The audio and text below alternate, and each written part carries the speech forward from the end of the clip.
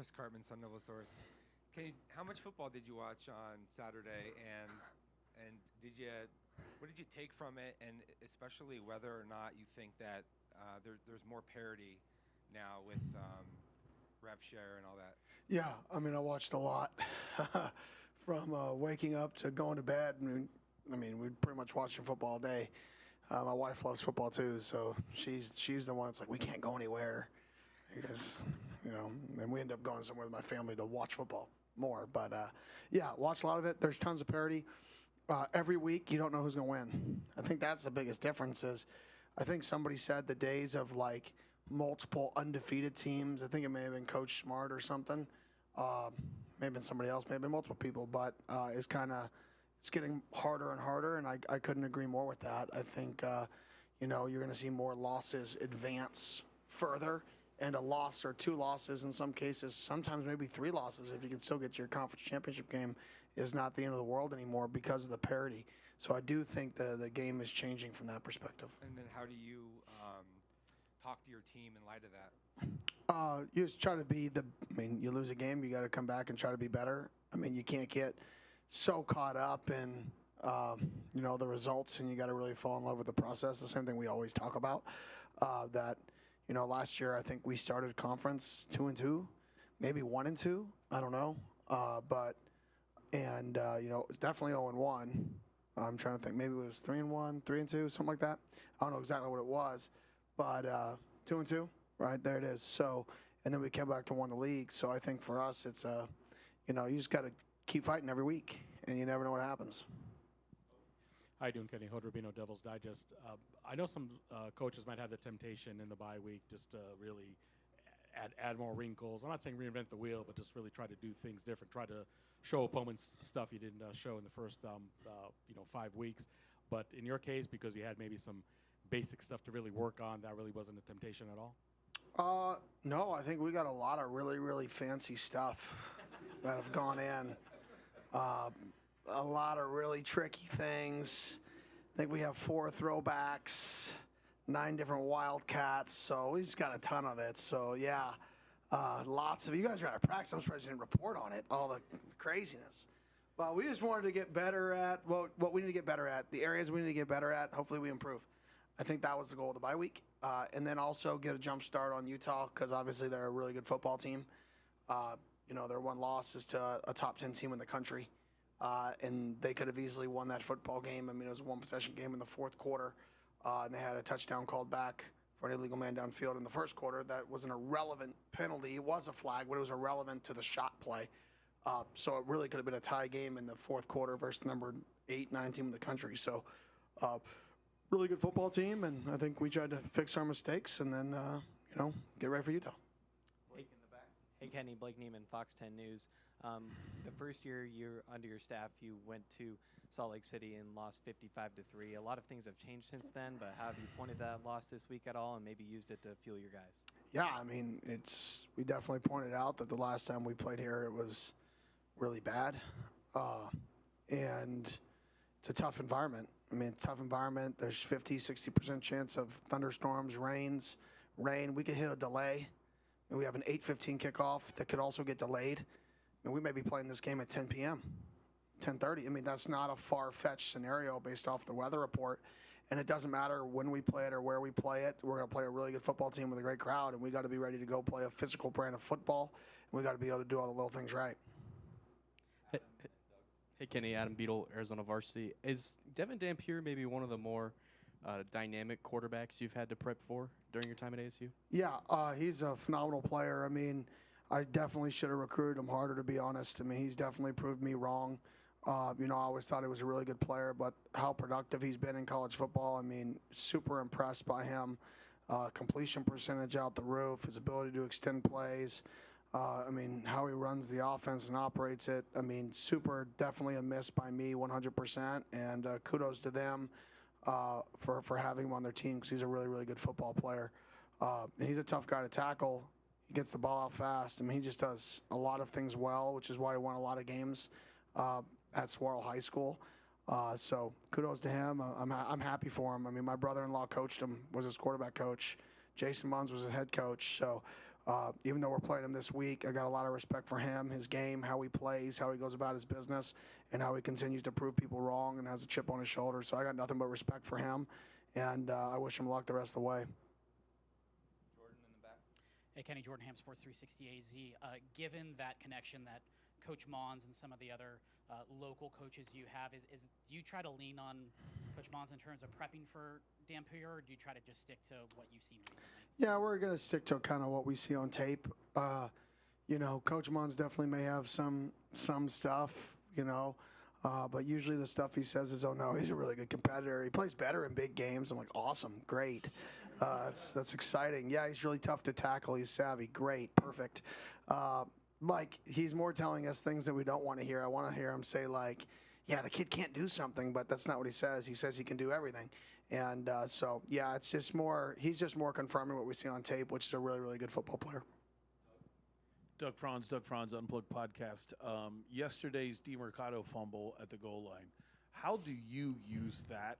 Do you use that? Do you talk to the players about it? Do you show it to them? And not ripping the Cardinals, this happens once a year where somebody does that at the goal line. Yeah. Is there any way for a coach to stop it? I don't know.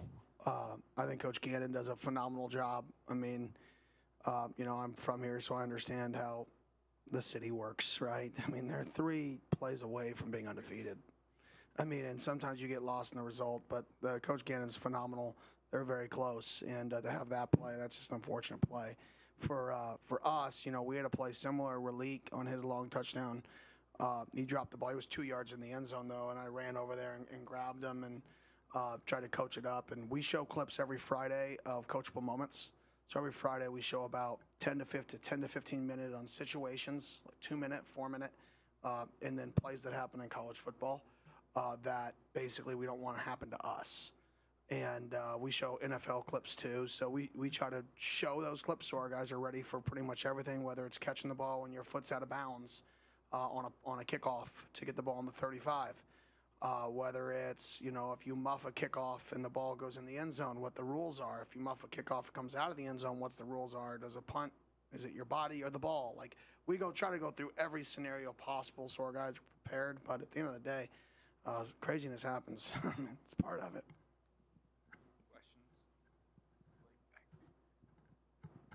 Kenny, kind of just circling back to the point I was talking about earlier, how would you kind of compare that feeling you guys had after that 55-3 loss and kind of just that entire first season and how you've been able to transform into where you guys are at now?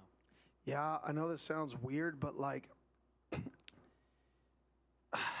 it's the same. Yeah, we have better crowds and all that, but the process is the same. We just want to play our best. If our best back then was losing by 14, I wanted to win, but I wanted to play good. I wanted to play our best football. That night, we did not play our best football, and they whooped our butt. It was bad. So that didn't feel good because you didn't play your best football. You played bad football, and they played good football and absolutely destroyed you. So for me, it's always that, yeah, is it obviously more fun to win? 100%, right? Let's not get it wrong.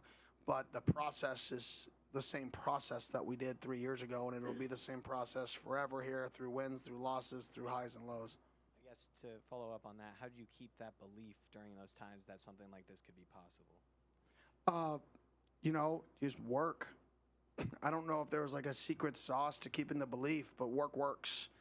And if you work, eventually good things are probably going to happen for you. And if you get competitive people that work, hopefully good things happen for you. So I think it was just a matter of getting back to work. I think the next week was, we ran the swinging gate. I think the next week was the swinging gate game. I'm not as smart as some of these guys who can pull games out from 1998 and tell you I'm not on that level. I'm not that smart, right? But I believe that next game was UCLA, which we found a way to win in an exotic way, and I think that definitely gave some belief that we're going to try to find ways to win, regardless of if they're normal or not normal. So I think that helped as well. Jacob Brooks, Sun Devil Source. Kenny, after TCU, you talked about how you were looking forward to the break that the bye week provides. But now that the bye week is over, were there any guys that you felt like you saw really step up and put in that extra work over the bye week? Yeah, I thought Isaiah Iosefa had a really good bye week. I think Shank's starting to come on as well. So yeah, I think there's a few guys that had good bye weeks and moving and shaking. You know, when we do a little more live periods or thud periods with those guys, and they get to go a little bit. So yeah, I mean, I can't get too in depth. Like I just don't, not that much of a sample size, but I definitely see a few guys. I like our young guys. I think the next generation of Sun Devils. I think we have a really really good foundation. Like last year, sometimes when we did those periods, it was a little bit. Like that was when Navi was here, and he was an awesome player, local kid, and he would run around back there and make incredible plays all the time. This year, there's like protection and there's pass rush, running real plays. So it's good to have like normal, kind of some normalcy when you're running those, prep periods. I would say with the young bucks. And then, kind of to follow up on that, do you have any injury updates following the bye week? Other than Moss is back. He'll be back for the game. Other than that, Zach Swanson will more than likely be out. Then, trying to think, X will be out for the game. Other than that, not many other guys that have a status change. Hey, Coach. Ryan Myers, Devil's Digest. Obviously, coming off a bye week, it's kind of the perfect storm to have slow starts the following week after that in the game. You guys have kind of had some slower starts already in games over the course of the season. How do you avoid that going into this game on the road against Utah? Yeah, we just got to start faster. We got to have better plans early. And we made an emphasis of it in our team meeting this morning. We got to start practice faster. Like, we got to have an urgency when we start this thing. So we're going to change some things up, not a bunch, but, make little tweaks to try to, create some urgency at the start of practice because it is taking us a while to get into our rhythm. And, we can't fall behind 17 points and expect to win many games. Luckily, the 2 games we have fallen behind 17, we've taken a lead. But that's not a recipe to win games. For you to kind of follow up on that as well, you've talked about how when the coach's game day, it's kind of the player's day. You're not really doing too much overly managing. But do you feel like there's anything that you could do on game day as a coach differently in order to kind of avoid those things going forward as well? Maybe, the game plans, being more aggressive potentially. I don't know. I mean, it's we got to create better plans early in games to help our guys get going. But in game, not really.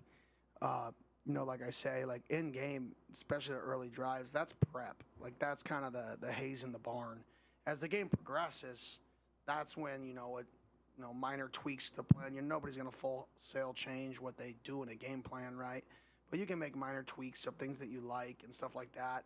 Guys can get comfortable with what they're seeing and get better throughout the game. But early in the game, it's more prep. Kenny, you mentioned Utah's offensive line last week. The combination of that with a mobile quarterback when you're playing on the road in a hostile environment, can you just speak to the challenge of that? Yeah, well, it's not the Utah of old from a scheme perspective. I mean, this is a triple option football team. This is a team that uses the quarterback as a +1. The quarterback will pull runs. And so now they have the really good O-line, the physicality they've always had, and now the quarterback can pull it and run off triple option, which creates another layer of difficulty to defend these guys. And so I really think they took another step forward in terms of difficulty to play, especially schematically with all the triple option stuff and all the quarterback run game, all the motions, all the shifts. And then defensively, they've been one of the best for a long time. So there's no need to change much there. Just keep being a top 15 defense almost every single year that they've been there. Damon Allred, Arizona Sports. Coach, a lot of the talk around Sam preseason was about the quick rhythm passing game. Through 5 games, just how would you assess that area of his game? Yeah, last week was really good. I think it's hard. You can go back, but I like to go by where people are now. Last week he was really, really good. Really efficient on early downs. Got the ball out fast. We weren't forcing first and seconds. We weren't scrambling on first and seconds. So I thought I was really, really impressed by how he's played really the last 3 weeks. But last week I thought he played his best. And then I personally think he's been better out of structure than in it. Do you agree with that? And is that something that concerns you if so? No, I mean the last couple games he's been really good in structure. Obviously, to say better, I think he's one of the best quarterbacks in the country out of structure. I don't think there's a doubt about that. So he's still, you're still not wrong. Like, he's great out of structure. He's so good out of structure, but he's playing really good in structure these last few weeks. I mean, you look at the first and second down passing, third down passing is going to be a lot of out of structure for every quarterback in the country in college football, especially third and 6+, third and 7+. So his first and second downs were a lot of in structure the last 2 weeks, and he's been very efficient. So I've been really, really pleased with how he's been playing. Hey, Coach, Luke Lemler, Sun Devils source. In the offseason, you talked a lot about how Sam pre-snap was improving his ability to diagnose what he saw in front of him, make checks, audibles, adjust protections, stuff like that. Heading into a really tough environment after playing in 2 tough environments already this season, how have you seen that skill potentially grow or stay the same? Yeah, it's definitely growing. Now when you play, in an environment like this, you can't have as many checks. You just got to play. Because if you have too many checks, you're going to false start. You're going to not hear them. You're going to be off the same page. And so I think the environment, then playing at night makes the environment even better. So it's a really tough environment to really, be in a world of checks. So I definitely think he's been doing really good at it, but I think we've got to tailor that down based off who we play this week and where we play, what they do on defense. And, Coach Kelly does a phenomenal job, and we've got to protect, ourselves from getting too cute. And you mentioned how you felt he was very good in structure last week. How important will it be to carry that over through the bye week to remaining very good within the structure? Yeah, it's going to be huge. I mean, they know who they are on defense, and they do it really well. And I think regardless of, they're going to line up and play some man coverage. And, you got to be able to throw and catch first man. And then they mix it up. So they do a really good job mixing it up with their pressures, making it look like man and not playing man. And they do such a good job getting in and out of it that you have to be post-snap, you have to be able to see what they're in. Not necessarily all the time pre-snap, because they do a really good job with their disguises. You're not going to know what they're in. You're not going to know if they're bringing pressure. You're not going to know a lot of things. So you got to do a really good job post-snap with our eyes this week. Thanks. Coach Greg Moore, Arizona Republic. Good to see you as usual. Utah, back to them being awesome every year, right? Top 15 defense every year. The coach has been there for 100 years, been successful every year. Does legacy factor into a game like this? If so, how? Or do you just try to keep guys locked in on the here and now? We try to keep guys locked in on the here and now. At the end of the day, like, prior years don't win football games. But the culture that he's established there is elite. Bottom line. That's why I said if we can build something that he has built here, and that starts with the crowd. You always talk about when you go there, the crowd, how hard it is to play at home. Well, we're starting to get that, right? You talk about their physicality and their toughness. Well, hopefully we're not there yet, but we're creeping up on, hopefully being able to be in that conversation in 5-6 years. You can't just do it 1 or 2 years and say, oh, we're this team that's done it for 12, right? But hopefully we're getting closer and closer to that style, and that style is won, and it will win, for the end of time. If you can run the ball, stop the run, not turn the ball over, be physical, and win at home, you're going to have a lot of good seasons. And that's been their formula of toughness for a long time. So unfortunately, we have to go there into that environment, which is good fun for us in college football. And then try to play a culture. We're not playing a football team. We're playing a football program. I think that's the biggest deal sometimes. Sometimes you play teams. Sometimes you play programs. We're playing a program. We're playing a program that's won for a long time, a system that's won for a long time, a coach that's won for a long time, and a place that's won for a long time. And those are the hardest teams to beat. Coach Kevin Hicks, ASU on SI. We talked a little bit about Utah's elite tackle duo last week, but what challenges do their front seven present your offensive line, and how much faith do you have in your O-line to hold up against that incredible front line? Yeah, I mean, they're really good on the defensive front, and they bring really good twist games. They have really good scheme on top of the players, so it's not just all one-on-ones. They know where to bring games. They know how to bring games. Their players recognize, when guards are pulling. They recognize passing stances. Like, they do all the little things right that make you good, that nobody's going to see. Like, nobody's going to see that they're pointing out pass or they're pulling out guard pull. But that gives you all the advantage in the world. So, they just do such a great job on the defensive front and in the front seven at doing all the little things right that actually win football games, which is why they can run what they've run for so long, is because they focus on the stuff that matters. They're physical, they tackle well, they don't give up big plays, and then if you give them a tell, they're going to take it and they're going to kill you with it. Hey, Coach, Jake Sloan, Sun Devil Source. You guys had the best run defense in the Big 12 last year, and through your performances so far this year, how do you feel like you're able to combat an offense like Utah that is so elusive on the ground?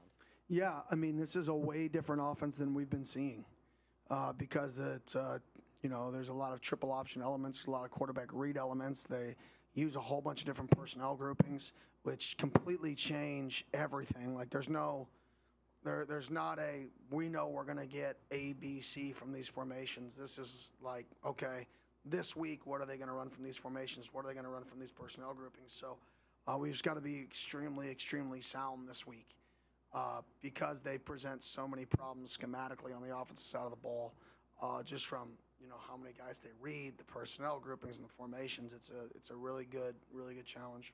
A quick follow-up on that: when you return almost everyone on your defensive front, how important is it for them to have that pre-snap communication and just that almost anticipation of where the guys around them will be? Yeah, we have to be great pre-snap on defense. Finding formations, where our fits are, who's number 3, who's number 4, who's number 2, depending on formations. Is the X on? Is the X off? Because in college football, you can live in a world where the X is basically on, but then he goes in motion, and you're like, what the heck? I thought he was on. And now you're in unbalance like that. And just the nature of the beast. So we got to be elite at communicating in order to get our fits right. Because that's a stress that they create for you. Coach, now Rosenberg State Press, continuing on with the defense, 24 sacks last season, already 19 this season. How much improvement have you seen, and how much of a game changer do you think it'll be against a team that's only given up 3 sacks so far this season? Yeah, I think the reason they haven't, for us, one, our guys have put in a lot of work, so it's fun to see when guys work, change their bodies, and then they see the reward. I think for me, that's why you coach, is to have guys who put in work see the reward. And I think our guys who put in the work are seeing the rewards. And that's awesome to see. That's what you want to see. That's a good step for a program, is seeing guys get better. And I think, last year at this time, I don't know how many sacks we had, but it wasn't many. People are, what are we going to do to the pass rush this offseason? How are we going to fix it? We're not going to fix it by adding people. We're going to fix it by, guys getting bigger, stronger, better with each other. And now we've accomplished that. So through development. So I think we got better at pass rush through development, not acquisition. And in terms of the challenge this week is, it's a great challenge. You're facing a phenomenal offensive line. They don't give up sacks, partly because of the players at offensive tackle, potentially 2 first-round draft picks. And then secondly, because of the scheme, it doesn't really allow to create many negative plays. Really hard to create negative plays versus this type of style, because of just schematically what they do. They're not going to drop back 45 times, and you're not just going to lick your chops and say the tackle's going to pass set and we get to bring games. Like, you have to defend the triple option or the quarterback run. You have to defend the run schemes every single snap on third and everything. Coach Sam's talked about, when you talk about the defense that he's been up against, obviously going up against your defense, saying it's one of the best. I say that because I know you can't emulate players. Your coaches talk about that a lot, whether it's offense or defense. But him having faced your defense, how big is that going into Utah? Yeah, it's huge. But at the same token, like, one thing about quarterback is you're never live. So like, when defensive ends get you in practice, it's like, you wouldn't have sacked me. Yes, I would have. No, you wouldn't have. Yes, I would have. Right? It's not real. When you get into games and guys get to you, it's real. They've got to sack you, and you've got to prevent being sacked, whether you throw it away, whether you get out of the pocket. So I definitely think him feeling that on him in practice is a benefit, him having to move from the pocket and stuff like that. But game day is a whole different beast for a quarterback. I think it's the biggest jump of any position in football is practice quarterback to game day quarterback. Because you're never live. It's the only position that is just a drastically different game, practice versus game day. Back to Sam in structure. Obviously, if a 3-tech blows somebody up, you're out of structure, whether you wanted to be or not, right from the beginning. But on plays where there is a question, how is he doing when you look at the film on choosing, hey, this isn't working, I'm out of structure? How's he feeling the rush, stuff that we wouldn't see? Yeah, I mean, like I said, I think in the last 3 weeks he's played really, really well in structure. And he's gotten better, I think, every single week in the structure. I mean, last week I don't know what his completion percentage was because I only look at completion drop percentage. So I don't know, but I think it was around 70 if I had to guess last week, which is really good football. If you're around 70% completion percentage, you're around 300 yards, and you're moving the ball efficiently, like that's as efficient as you can be in football. That's 70% if you're still hitting explosive plays down the field, right? You can be at 70% if everything's underneath, right? But if you're also taking shots down the field and hitting turbo on deep balls, hitting guys vertically down the field, to be at 70% is really, really productive. Coach, I know you already talked about your defensive line a lot, but last week after TCU, you said you felt like they were really finally playing together as a team. How important is that? How much do you talk to them about that, and especially going to the Utah matchup, that they might not be the guy in a certain situation getting the sack, and especially facing a tough offensive line that Utah has? Yeah, I mean, we talk about it a lot in terms of, team rush. We got to stop the run as a team. The best defenses are the ones who, in my opinion, the D-lines play the best together. Whether it's twist games, whether it's pick games, whether it's, how they play counters, whether it's how they play the front side of zones, are you bringing good games? The D-line is where you can gain a hat. So if you have a good D-line that plays together, your 4 people can take 5. And if your 4 people can take 5, whether it's you're an odd team and you're taking, the nose is taking 2, or the 4 eyes are taking 2 if they can, or whether you're a 4-down team and you can take 5, there's your hat. And when you're a single high defense, you're short a hat in the run game if the quarterback runs. So you either got to get him down, or you got to get out of single high, or you got to get your hat back up front, right? It's a math problem. And I think when you can play team defense, linebackers and defensive line, and you can get your hat back just by you guys working together, that's how really good defenses play. That's what Utah does. Utah is elite at getting a hat back in single high defense. And every week somebody has a really good plan to beat them. And you may get them once. And their ability to have seen everything in their system, adjust to what you're doing, and then eliminate it. That's what they do on defense. Is they're like, oh, this was their game plan. Well, we've seen this 17 times in the last 12 years. This is our answer. That's the end of that. Go to your next thing. You may get them once. Oh, that's your next answer. Sideline, all right, this is our answer to that. We've seen this 25 times over the last 12 years together. All right, boom, there's our answer. So I think defenses that can mitigate, right, gaps with less people, and I think our defense has done a good job of that. Hey, Coach. Colin Hogan, Cronkite Sports. Keyshawn talked about after Friday. You guys did a really good job on first and second down, kind of creating third and long. Utah is one of the best third down offenses in the country. How important is it to do that again this week to kind of cause third and longs where Dampier really can't use his legs as an extension of the run game like you're talking about in the triple option? Yeah, going to be very difficult because they don't let themselves get into third and longs based off their style of play. The efficiency of third downs is based off of the efficiency they have on first and second down, getting to manageable third downs. So the system's about not getting into unmanageable third downs. And they do a really good job of that. Then they have a quarterback who can become a +1, which creates their efficiency. So we've got to be able to get off the field on third and short, third and medium. I don't know how many third and longs that they're going to have created because they stay out of that. They don't get a lot of penalties. They don't take negatives and sacks.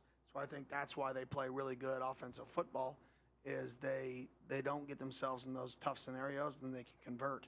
So we got to be able to get off the field on those third and mediums and those, third and 3s, 4s, 2s to play good defense this week. Coach, with the red zone issues that have kind of popped up, and I know you got the tries at Mississippi State, but is Kanye Udoh someone that you've considered using more there, just given his size and physicality? Yeah, we've looked at everybody. I mean, I was going to move, see what the Baconator, Tristan Bacon could do back there. He was a running back in high school, but he got tweaked a little bit last week. So we've thought about a variety of people to get it fixed, and we've got a plan to hopefully be better in that scenario. In those scenarios, I feel really good about the plan. The plan may not work, and then you guys can say we still suck at it, and I'm going to continue to try to fix it, and then we'll be at the same spot next year or next game, and hopefully that's not the case. Hopefully the plan and what we practiced last week and what we're doing, hopefully can be more productive for us. Hey, Coach. I know it's always one game at a time, but this next 4-game stretch for you guys is a really big one against a lot of really high-level teams. What does this week mean for your team in terms of setting up the success for the entirety of the rest of the season? Yeah, I mean, you could have said that before Baylor. I think we asked that question, and then TCU the next 4-game stretch, and now this game the next 4-game stretch. That's the league. I mean, this league is anybody can beat any time. College football, going back to what we asked earlier, anybody can beat any time, any week. I mean, that's just home field advantages in college are real. They change. It completely can change the dynamic of games. Is somebody dinged up? Do you have injuries? Like, it's football. Like, anybody can beat anybody. So that's why I stay focused. One day, one game. Like, who knows who's going to be good in 3 weeks? I don't. I don't know who's going to be good in 2 weeks. You don't know because so many things can happen in college football between now and then. These are still 18 to 22-year-olds. Somebody goes on a 2-game winning streak, they can go completely out of it and check out, right? Kids could redshirt. I don't know. Like, there's so many crazy things that can happen in college football now. You better just focus on one game at a time and trying to find a way to beat a team that's a really, really good football team this week. Courtney DeWallaby, Cronkite News. The NFL recently rolled out virtual measurement technology to track first downs instead of relying completely on traditional chains. As a college head coach, do you see more value in accuracy and speed of new technology or in keeping the traditions of the game? That's a great question. I don't know. I don't care. If the technology gives us a first down, I want to use it. If it stops the opponent from getting a first down, I want to use it. If they spotted them bad and we don't have a good review, I don't want that technology. I want to play the spot. So whatever it is, I mean, human error is going to be in every sport. That's part of it. If you can remove human error, great. If you can't, great. I mean, eventually there's going to be human error. I make mistakes every single day on the field. So I don't care, to be honest. That's a good question, though. Kenny, just talking about the chaos and the parity of college football, you've always been adamant about the student-athlete experience here at Arizona State. A few of your athletes were at the hockey game as well as the Moonlit Madness event this weekend. How cool is it to see your guys supporting other Sun Devils and just living the college life? Yeah, our guys are Sun Devils. They're proud to be at ASU. They're proud to be Sun Devils. They're happy to be here, going to hockey games. They're proud. They're going to come back here to watch games. It's not they're going to disappear forever. Like, Cam, that's my phone. Let's see if it's a recruit. No, not a recruit. I would have answered it and laughed. but no, so I do think that college experience it's awesome. I mean, it's what it's about. I mean, one of the goals going into the season was make memories that last a lifetime. And I still believe in that. College is a period of time to create memories, and hopefully our guys have created some already and, can create more. Kenny, you talked a lot after the TCU and Baylor wins about your guys stepping up in the biggest moments. When you look at tough opponents coming up ahead in a conference that you've talked about where any week can go to anybody, do you look at those close game moments as times when you might need other guys who people might not expect to step up, or do you look at your best players and say, hey, this is your moment? Yeah, best players. At the end of the day, with the game's on the line, I want Kobe shooting, Michael shooting, MJ shooting. I mean, I want those guys shooting the ball. I want, when the game's on the line, I want our big guys to have a chance, our best players to have a chance, even if it's not the best football play. I like to say, I say to our staff all the time, right, I don't want to win the game as a coach. I want the players to win the game. Like, we have a right for them. It's our job to let them win the football game. Now, if there's a game where I feel like, man, there's a huge matchup disparity and we need to get involved, yes, right? That's our job as a coach, is to make a difference. But I truly believe at the end of the game, you got to let your best players win the football game. And I can sleep at night if I can lean on our best players in the biggest moments. Are you kidding me? He was sick. That was a double meaning of the word sick right there. Yeah. Thank you.